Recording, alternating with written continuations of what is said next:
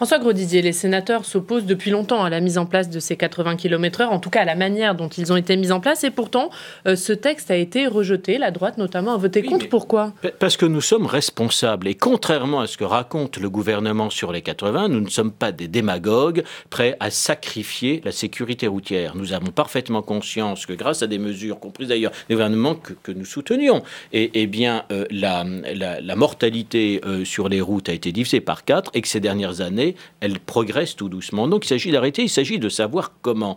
Donc certainement pas en déresponsabilisant les automobilistes. Mais quel est le problème sur ces 80 ? Et ça élargit d'ailleurs la question à la gouvernance de la France en pleine crise des Gilets jaunes. C'est que tout est décidé d'en haut.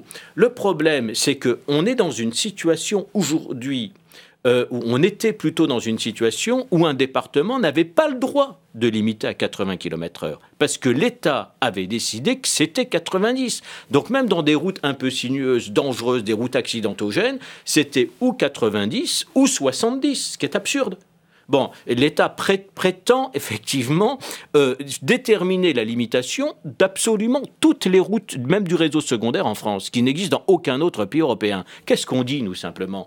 Mais qu'on laisse les présidents de conseils départementaux pour les routes départementales, en concertation avec le préfet et la gendarmerie départementale, déterminer quelle doit être la limitation. C'est aussi bête que ça. Et ça, le gouvernement le refuse. Alors Emmanuel Macron a ouvert la porte quand même sur ce point, il vous a entendu ? Mais pourquoi ? Parce qu'il se rend compte que ça pète.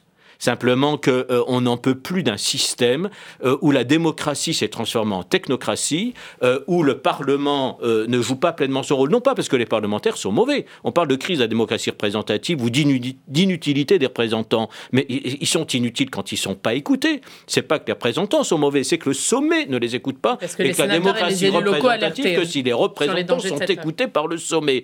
Et donc, on a une assemblée nationale qui est aux ordres. J'ai été député, je sais ce que c'est quand même, la discipline de vote. On est beaucoup plus libre au Sénat et ce phénomène s'est encore renforcé ces 18 derniers mois.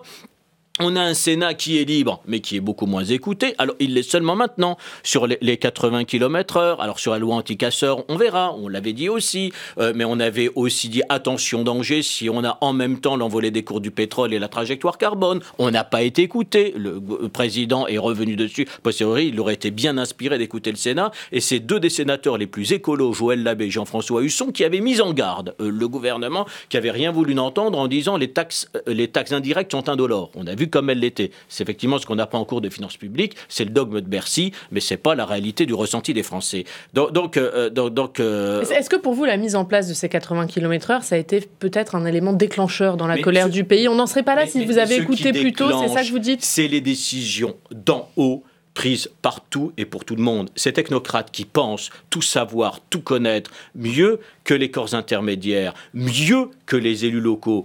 Il n'y a pas de démocratie parlementaire. La démocratie locale a été de plus en plus corsetée à la fois par la réglementation et par la baisse des moyens. Et la démocratie sociale ne fonctionne pas suffisamment dans notre pays. Alors, on n'attend pas du président de la République dans une forme de césarisme technocratique, simplement, qui renoue avec le peuple et décide de tout, y compris de la façon dont elle est accueillie dans une administration de la sécurité sociale.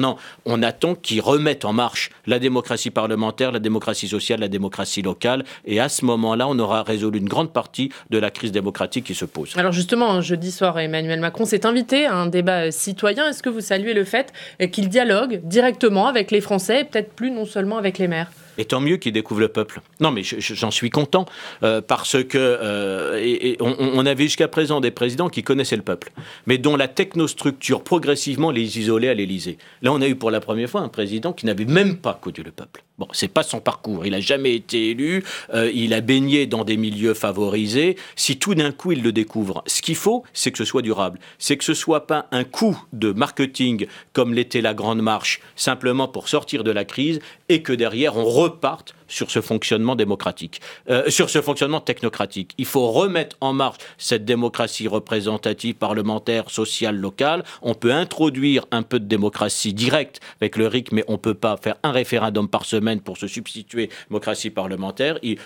Responsabilité première du président de la République, c'est de garantir les institutions et de les remettre en fonctionnement, pour ne pas dire en marche.